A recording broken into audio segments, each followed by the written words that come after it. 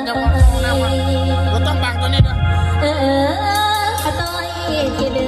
อสิขอเป็นแค่กลางผมขอให้นายบาย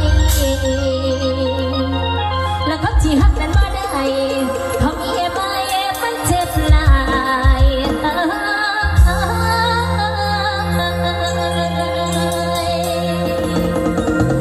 อตั้งตายแล้วทำเป็นผู้บ่าวฉันสักคำก่อนผู้ใดบนที่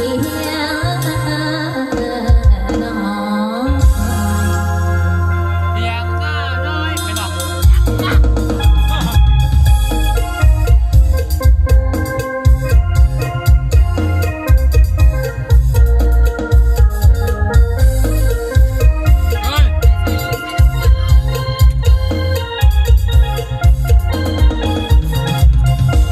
ดูนั่นละมันเป็นแปดรักมองก็เธอยังมันยังน้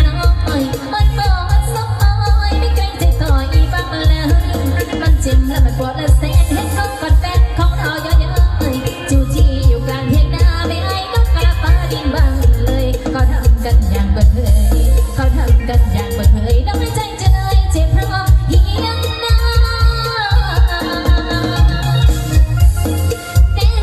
พี่จ๋าเรียกให้เขาผู้สอนเลยนะเรียกมันให้งานมันเป็นบุญและกินมันเป็นบุญเห็นหน้าให้เกินอยากเรียกเพียงแน่มันกับใจอยากสิลงไปทางยิ้มคนโลกแค่แฟนของน้องเขาไม่หักไม่รักกันไปเพียงอีน้องมาลงให้มาเฮ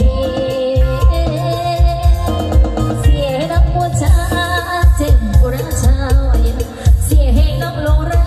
กอ้ายก็ไม่มองเห็นเกิดเป็นรักก็ไม่เห็น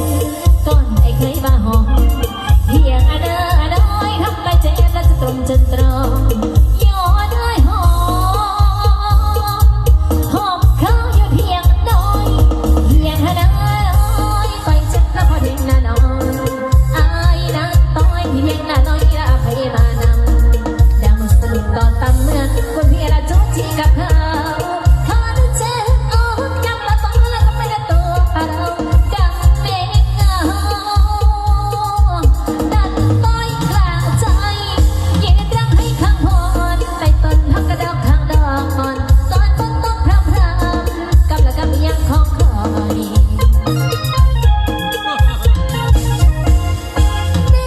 ไอ้เลยแล้วบ่เคยต้องต่อไปต้องต่อนะสิไปก็ยืไปไม่โดนก่อนแล้วพลังเอาไว้ตัวน้องนางเอา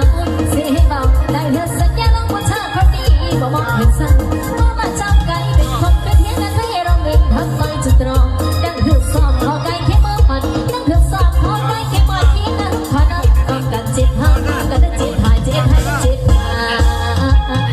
ก่อนนะไปแล้วอ่ะ